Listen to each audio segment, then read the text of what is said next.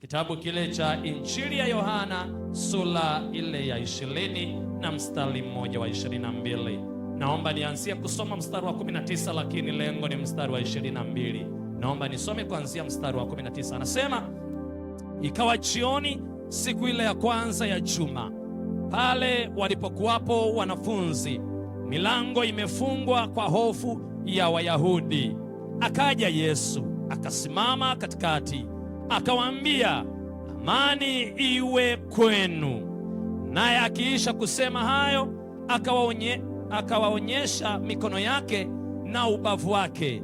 Basi wale wanafunzi wakafurahi walipomwona Bwana. Basi Yesu akawaambia tena, amani iwe kwenu. Kama Baba alivyonituma mimi nami nawapeleka ninyi. Mstari wa 22 ambapo pana pointi sasa, inasema, naye akiisha kusema hayo akawavuvia. Shika hili neno, akawavuvia, akawaambia, pokeeni Roho Mtakatifu. Naomba nirudie huu mstari. Anasema, naye akiisha kusema hayo akawavuvia, akawaambia, pokeeni Roho Mtakatifu. Kitabu cha Matendo ya Mitume sura ile ya pili. Kitabu cha Matendo ya Mitume sura ile ya pili mstari wa kwanza mpaka ule wa 4. Maandiko yanasema, hata ilipotimia siku ya Pentekoste, walikuwako wote mahali pamoja. Kukaja ghafla toka mbinguni uvumi kama uvumi wa upepo wa nguvu ukienda kasi, ukaijaza nyumba yote waliokuwa wameketi. Kukawatokea ndimi zilizogawanyikana kama ndimi za moto uliowakalia kila mmoja wao. Wote wakajazwa Roho Mtakatifu, wakaanza kusema kwa lugha nyingine kama Roho alivyowajalia kutamka. Bwana na alibariki neno lake. Nataka niseme somo, title ya ujumbe wetu wa leo unasema, kanisa na uvuvio wa nguvu za Mungu. Nirudie tena, title inasema, kanisa na uvuvio wa nguvu za Mungu. Kanisa na uvuvio wa nguvu za Mungu. Nazungumza kidogo kwa muda huu ambao Bwana ametupa. Habari inaitwa kanisa na uvuvio wa nguvu za Mungu. Maandiko yanapotuweka wazi, nataka nifafanue kwanza kidogo habari ya uvuvio. Ninapozungumza uvuvio maana yake ni nini? Halafu pia nitazungumza kidogo kanisa. Ninajua yawezekano nafahamu, lakini nitazungumza kidogo kwa habari ya uvuvio. Uvuvio ninaozungumza ni uvuvio wa kimungu, maana kuna uvuvio wa kipepo, uvuvio wa nguvu za giza, uvuvio wa kishirikina na uchawi na vitu vingine. Mimi sizungumzi kwa habari ya uvuvio huo, ninazungumzia uvuvio wa kimungu. Sasa huu uvuvio wa kimungu ni pumzi ya uhai wa Mungu mwenyewe. Huu uvuvio wa kimungu ni pumzi ya uhai ya Mungu mwenyewe. Maandiko yanazungumza vizuri, wakati mwanadamu ameumbwa, baada ya kukamilika akaonekana ni kama sanamu. Baada ya hapo, Mungu alichokifanya, akapulizia pumzi ya uhai kwenye ule udongo ambao alikuwa ameufinyanga tayari umeshafanyika kwa mtu, akapulizia pumzi ya uhai. Halafu baada ya kupulizia pumzi ya uhai, maandiko yanazungumza na kusema ya kwamba yule mtu akawa nafsi hai, tayari akawa hai. Sasa ninapozungumza kwa habari ya uvuvio, nazungumza habari ya pumzi mwenyewe. Hakika katika pumzi yenyewe ambayo naizungumzia ni ya Mungu mwenyewe. Nataka uelewe ya kwamba wakati Mungu anayafunua mambo haya, akatufunulia Yesu Kristo ambaye yeye huyu ni mwanae wa pekee. Lakini Yesu anakuja kutufunulia tena jambo lingine. Anazungumza na kusema ya kwamba yuko Roho Mtakatifu. Huyu Roho Mtakatifu ni nafsi ya tatu ya Mungu wetu wa mbinguni. Hatuna Mungu wa tatu kama watu wanavyosema. Hatuna Mungu wa tatu kama watu wanavyotafasiri. Tunaye Mungu mmoja aliye na nafsi tatu, yaani ni Mungu Baba, tunaye Mungu Mwana na Roho Mtakatifu. Sasa nisikilize kwa makini, utanielewa. Wakati Yesu anakuja, maandiko yanaweka wazi ya kwamba alikuja katika hali ya kawaida. Alikuwa ni binadamu wa kawaida, alionekana kama sisi tunavyoonekana, japo yeye hakutokana na damu ya binadamu, bali alitokana na damu ya Mungu mwenyewe wa mbinguni. Na ndiyo maana damu yake ni ya thamani kuliko damu za aina zote. Ndiyo maana damu yake ni kuu kuliko damu zote. Ndiyo maana damu yake ina nguvu kuliko damu zote.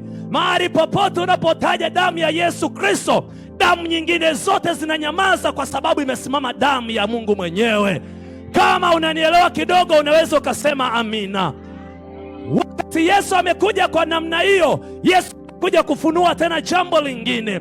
Anasema ya kwamba si mimi na Baba tu, bali kuna Roho Mtakatifu atakuja juu yenu. Na huyu namna yake ya kuja, anawaambia wanafunzi wake baada ya kutoka kaburini na sasa yuko hai. Ameshawaonyesha alama zake zile ambazo alikuwa amezipata kwa namna ya misumari na mijeredi. Anawaambia ya kwamba hakika Mungu wa mbinguni hataishia kwangu tu nyie kuniona, bali atawavuvia Roho Mtakatifu.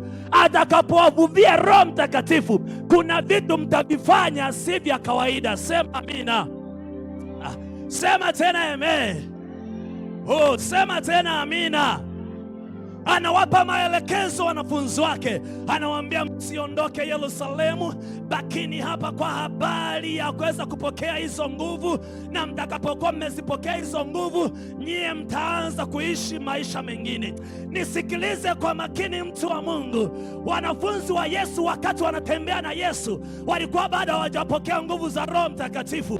Walitembea katika hali ya ubinadamu. Kuna wakati walikuwa wanakosea, kuna wakati walikuwa wanashindwa hata kuomba masafa marefu kwa sababu hawakuwa na Roho Mtakatifu. Lakini Yesu, ili kusudi waweze kufanya vizuri, akawaambia wasiondoke Yerusalemu ili wapokee nguvu itakaowawezesha kutembea viwango vingine. Nisikilize kwa makini, mtu wa Mungu. Walipokuwa wamekaa kwenye eneo lile la utulivu, wanaendelea kumwomba Bwana juu ya maisha.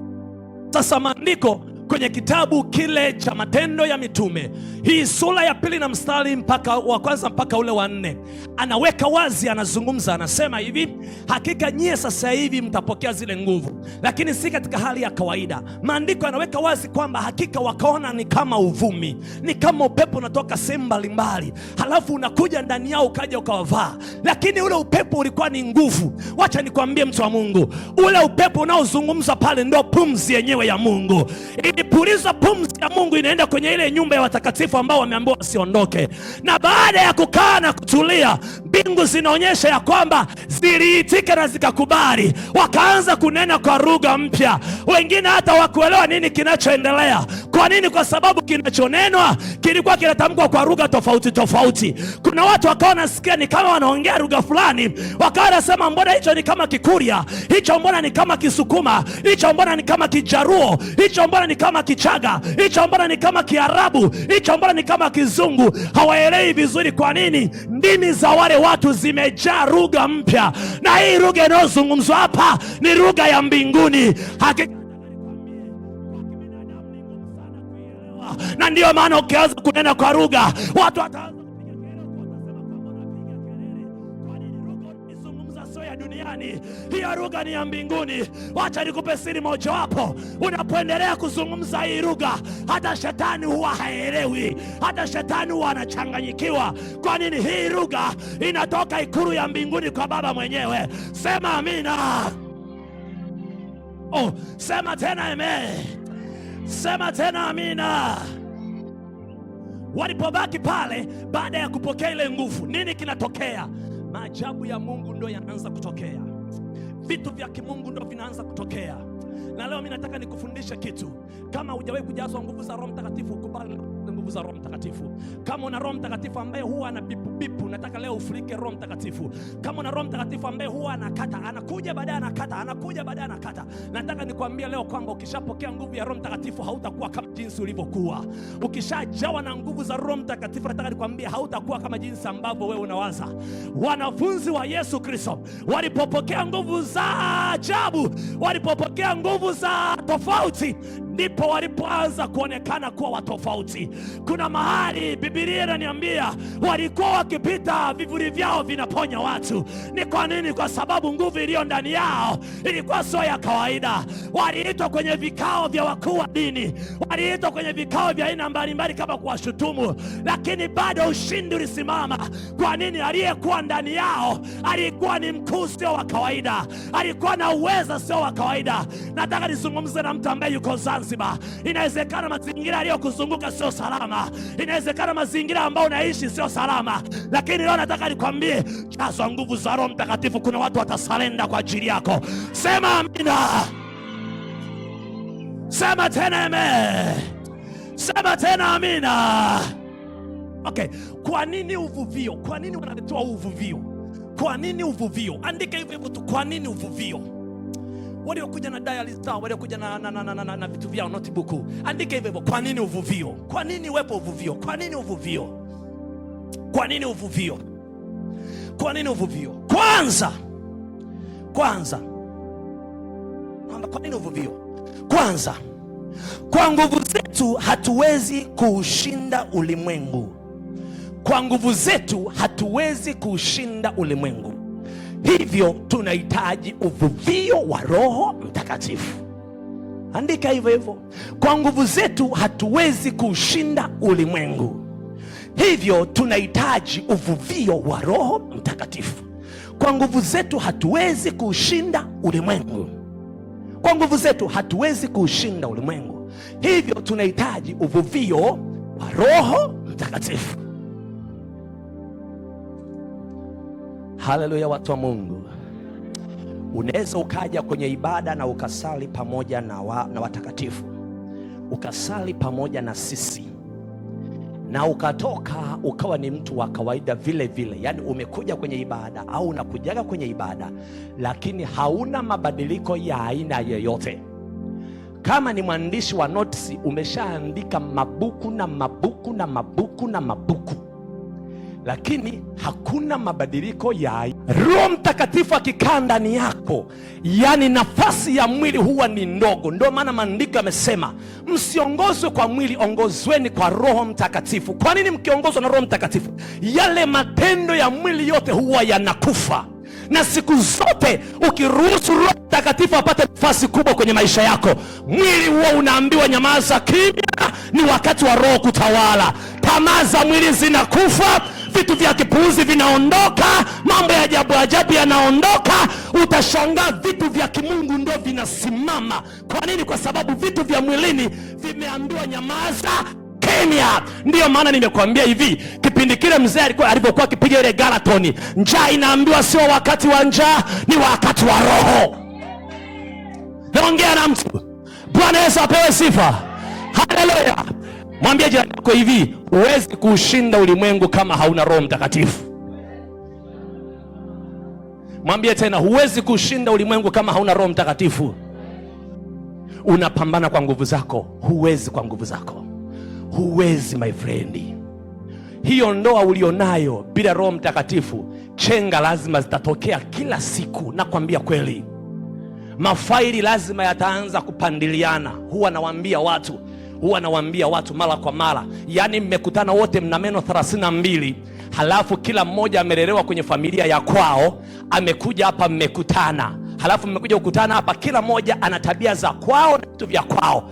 Kinachowasaidia watu waliookoka ni ule Roho Mtakatifu, ndio kwenda pamoja. Pasipo Roho Mtakatifu, nataka nikwambie hivi, yale majina yote unaoitwa, yale yote unaoitwa, baada ya muda mchache huwa yanakatika. Yote yale majina, baby, my chocolate, wangu mabuba, my sweet, sijui my zakazaga, my asali, sijui my nini, yote huwa yanakatika. Yani kuna muda utashangaa majina yamebadilika, utasikia mbwa mkubwa, kichwa kama papai na nini, yana vitu kama hivyo. Naongea na mtu. Bwana Yesu apewe sifa. Kinachomsaidia mlokole kwenye ndoa yake ni ile hali ya Roho Mtakatifu. Roho Mtakatifu, ile hali ya utu wako ikitaka kusimama, Roho Mtakatifu anakuambia no, umeokoka, stop. Haleluya. Unashangaa amani inaendelea kuwepo. Hata ukimwita baby ni kweli baby OG.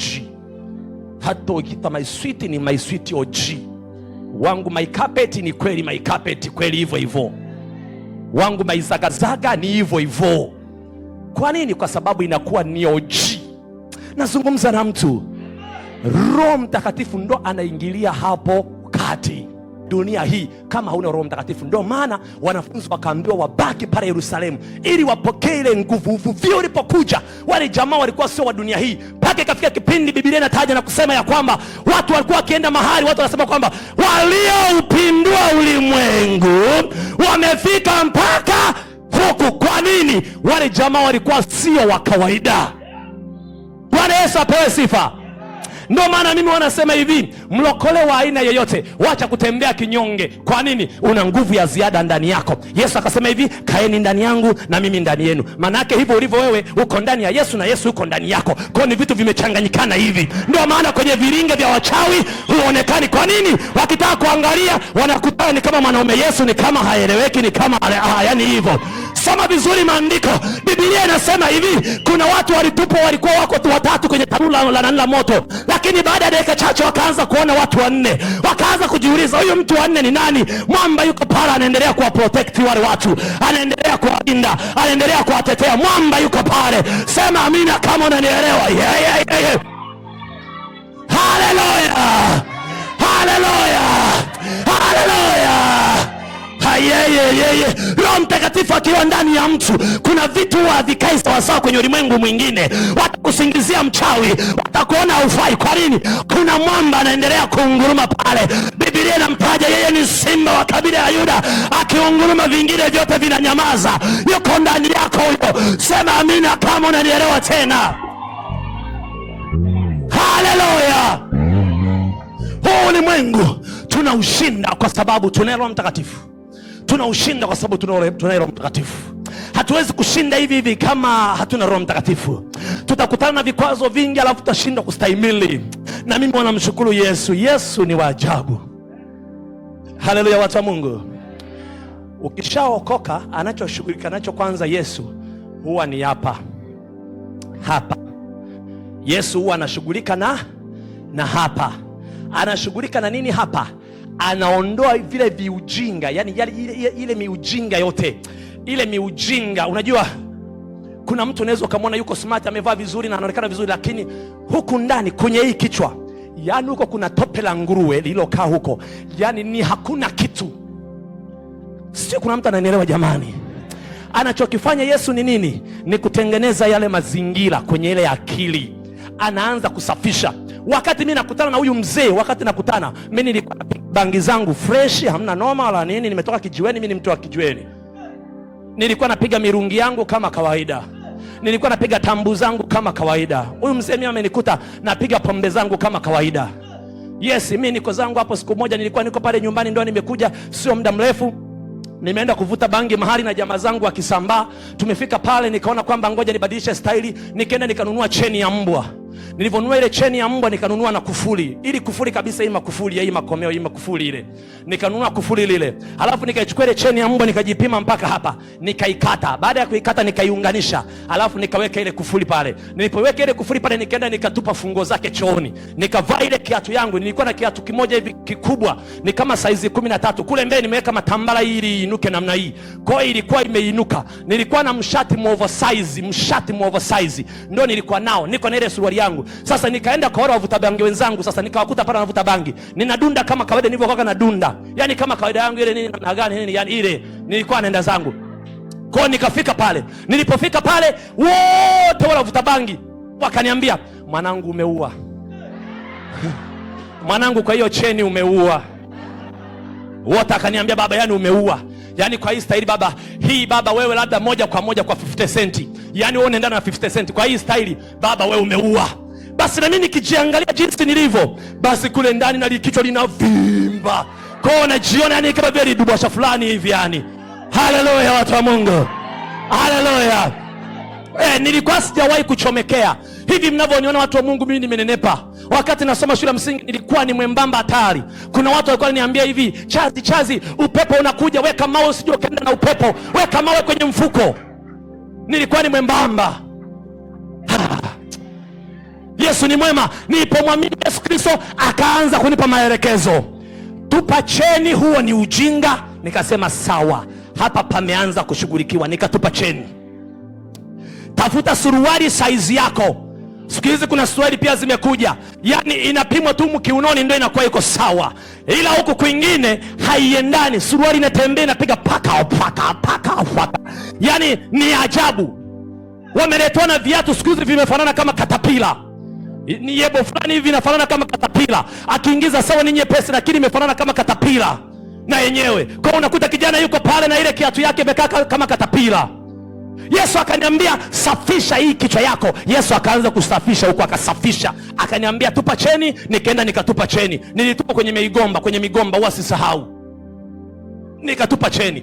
Akaniambia kuanzia sasa hivi haya mashati na hizi suruali zako oversize zote tupa, tafuta size yako. Nikaenda Mwanakwelekwe, huwa sisahau mpaka leo. Nikaenda Mwanakwelekwe, nikaangalia kasuari kangu ambako ni size yangu, ndo nikabandika pale. Kashati ka mikono mirefu huwa sikasahau. Nikaanza kujifunza kuchomekea, nikaanza kuchomekea, mazingira yakaanza kukaa sawa. Roho Mtakatifu ananiambia nashughulika na wewe kwanza hapa nashughulika na wewe. Na mimi wanawaambia watu hivi, hata kiroho huwa kiko hapa. Ukishaelewa kila kitu kinaenda sawa, ila kama haujaelewa bado kiroho hakijaeleweka. Haleluya watu wa Mungu, haleluya watu wa Mungu. Akanitengeneza, akaniambia sasa nimeshughulika na hapa, umeshanielewa. Haya, anaanza kushughulika na maneno yako, anaanza kukufundisha namna ya kuongea. Huyu Yesu raha sana. Anakuambia kuanzia sasa hivi hawa jamaa usiwaite mwana, ni aje namna gani, nini fresh, nini poa nini, namna gani umeua nini 50 cent, ndio hivyo. Yani hivyo vyote Yesu anasema hivyo sio lugha zako. Haya, unaanza kuongeaje? Unaanza kuongea lugha fulani hivi yenye heshima na adabu. Amen. Humuiti tena baba dingi. Kwa simwiti tena dingi wala mshua. Yani sio mshua tena wala sio dingi. Yesu anakuambia ita baba.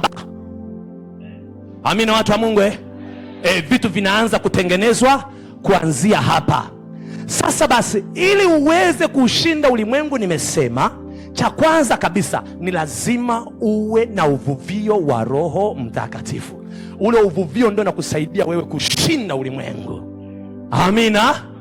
Amina. Ukipita huko unatamba umevimba, uwe na Roho Mtakatifu.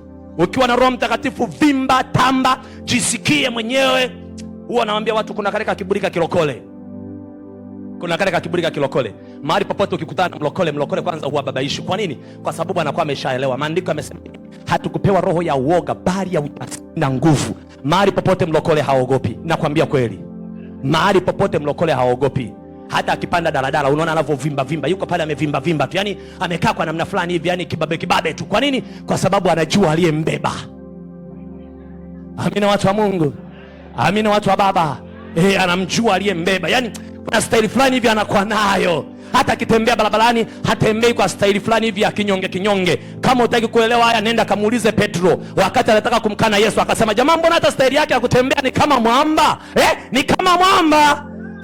Okay. Nini kingine? Jamaa hadi kuongea, yani jamaa anaongea vile kama mwamba. Wewe kama mwamba hivyo nakwambia. Jamaa akasema mimi simjui. Jamaa akasema tunamwona huyu jamaa staili zake za kutembea ni kama yeye. Staili zake ni yeye. Bwana Yesu asifiwe. Ndio maana nimesema hivi, alivyo baba na mtoto ndivyo alivyo. Alivyo mchungaji Amos ndio kina Chazi walivyo. Sio kuna mtu ananielewa hapa?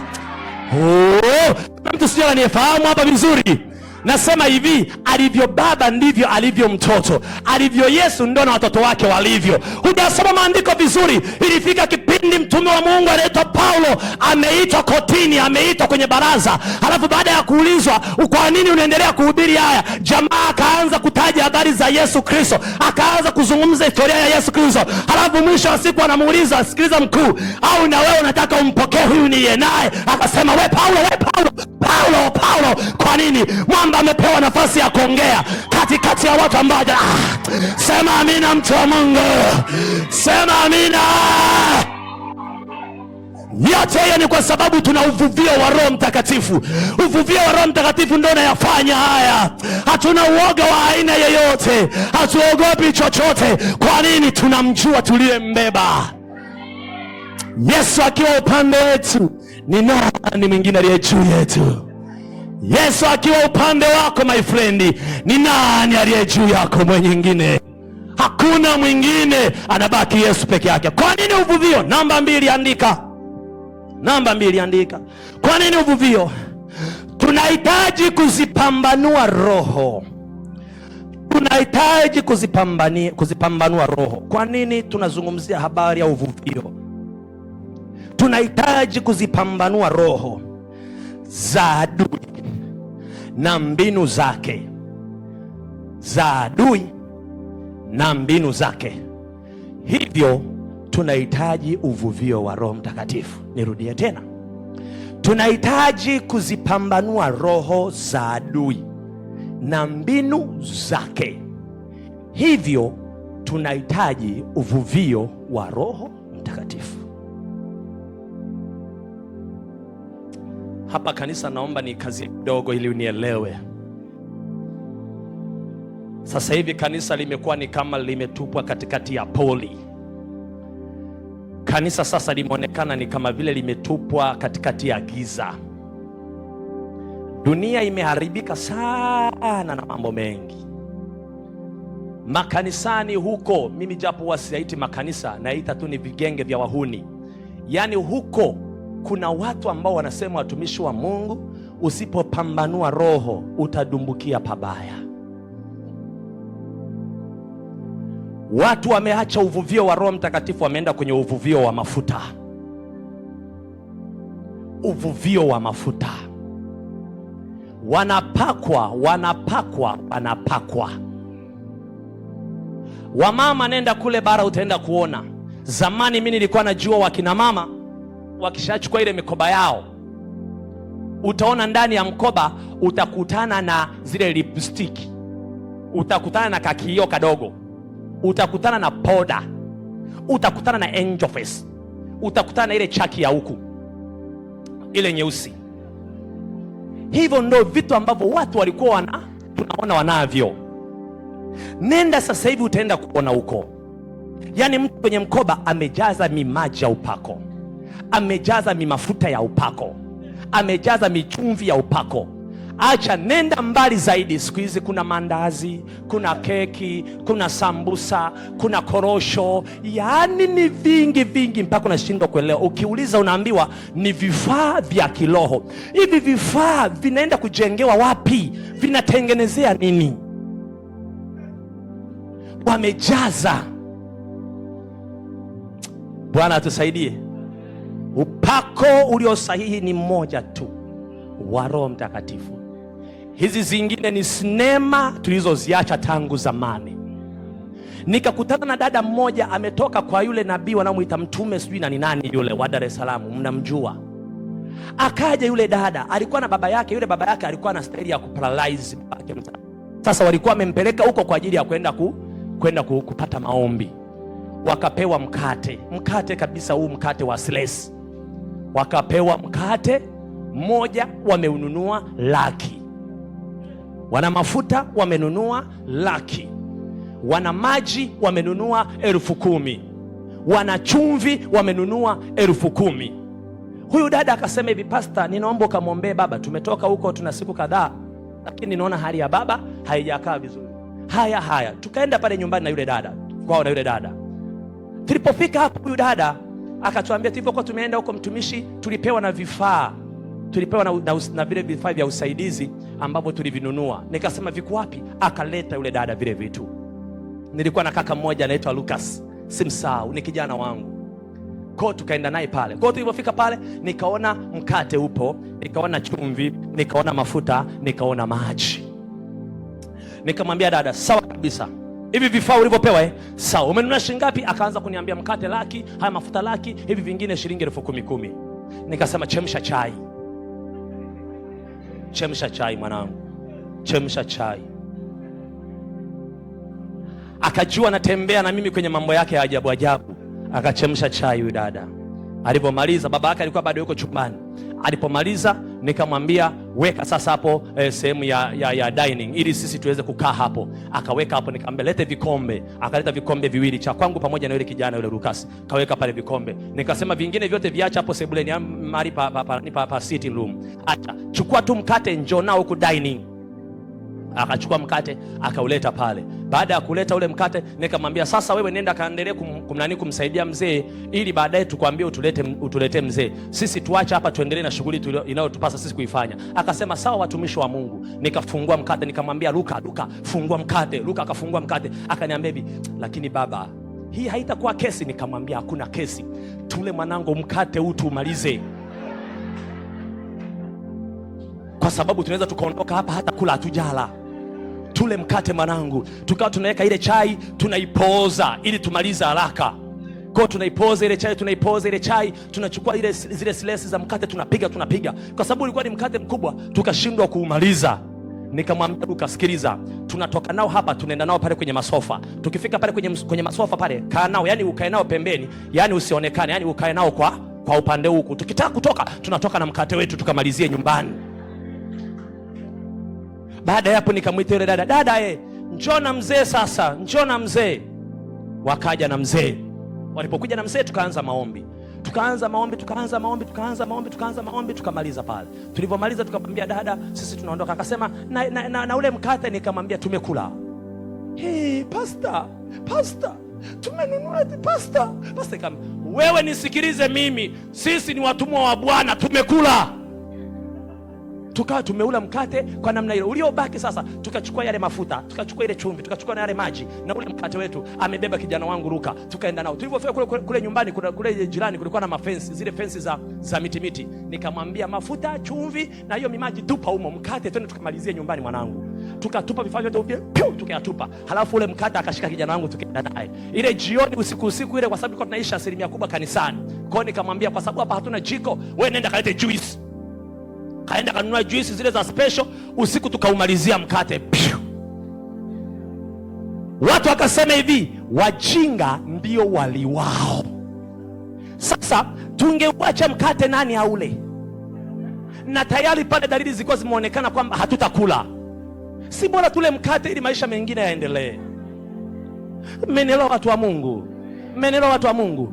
Sasa nataka nizungumze nini kwenye pointi hii? Nataka nizungumze hivi, kwenye namna ya kuzitambua roho za udanganyifu, unahitaji uvuvio wa Roho Mtakatifu. Nazungumza na mabinti ambao hawajaolewa. Wapo mabinti ambao hawajaolewa, wako mabinti ambao hawajaolewa. Ili uweze kupata mwanaume anayekufaa, uwe na Roho Mtakatifu. Wengi matapeli, nakwambia kweli. Wewe angalia tu kwa huku nje, na wengine wanatakaga vitu vya ajabu. Unakuta eti mdada kabisa anapambana, anasema yani mimi nataka kukwambia hivi, nataka mimi niolewe na mtumishi wa Bwana. Una roho gani wa kuweza kulea wewe watu wa Mungu? Nataka niolewe na mtumishi wa Bwana. Yani mimi nikipata mchungaji, yani kabisa mimi nataka niwe mama mchungaji. Unaijua kazi ya mama mchungaji? Nenda kamuulize mama mchungaji msoto uliopo. Kuna wakati amuoni baba ndani ya wiki nzima, baba amejichimbia mahali kwenye maombi, anakuja kuibuka huko mbavu hazieleweki, yani ni kama vimeungana.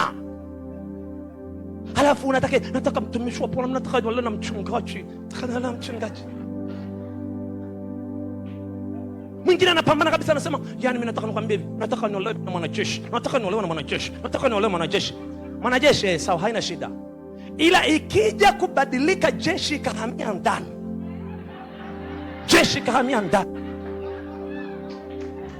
Usije kusema yalienda yakarudi, hawa wanajeshi hawana maana. Sio hawana maana, ni wewe ndo umeenda kuchagua yule ambaye hana maana. Sio, kuna mtu amenielewa hapa?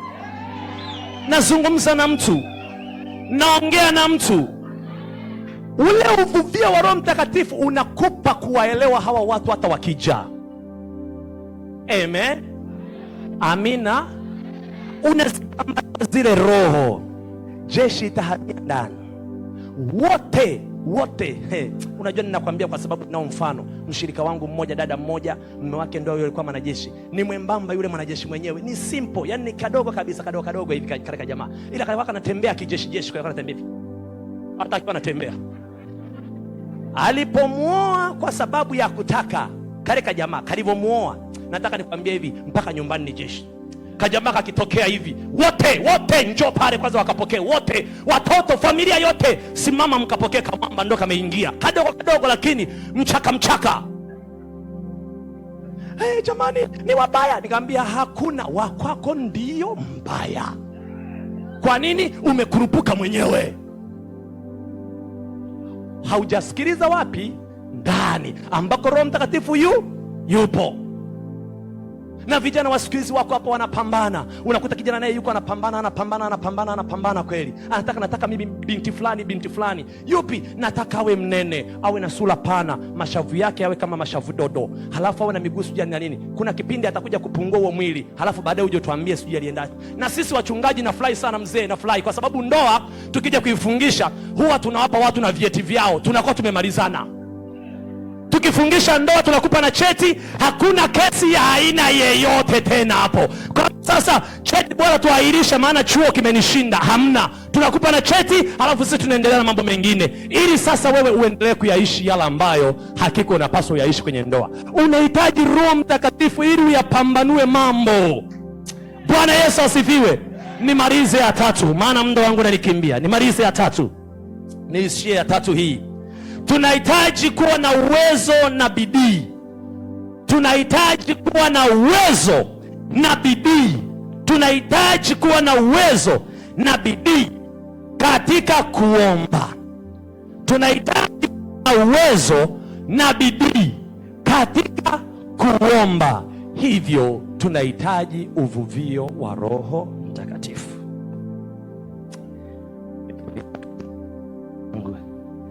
Nimefunika na dayari yangu. Bwana Yesu apewe sifa. Maombi yasiyokuwa na Roho Mtakatifu hayaendi mbali, hayaendi maili mbali. Kama unahitaji bidii, unahitaji maombi yaliyo na nguvu kweli kweli, unahitaji uvuvio wa Roho Mtakatifu. Kwa hali ya kibinadamu huwezi kuwa na maombi yenye nguvu. Tena maandiko yanatuambia ya kwamba sisi hatujui jinsi ya kuweza kuomba. Roho Mtakatifu ndiye anayeweza kuomba kuliko sisi, na ana uwezo wa kuugua na akaomba zaidi mbele za Baba. Tunahitaji Roho Mtakatifu. Mungu wa mbinguni, hakika ninamwomba akutie nguvu kupitia uvuvio wa Roho Mtakatifu ili uweze kufanikiwa kwenye maisha ya hii dunia. Wewe ni nuru, wewe ni chumvi. Hakika uende ukang'ae, ukaonyeshe ya kwamba uko na nguvu na uvuvio wa Roho Mtakatifu. Bwana Yesu asifiwe. Hebu simama kwa miguu yako, simama kwa miguu yako, simama.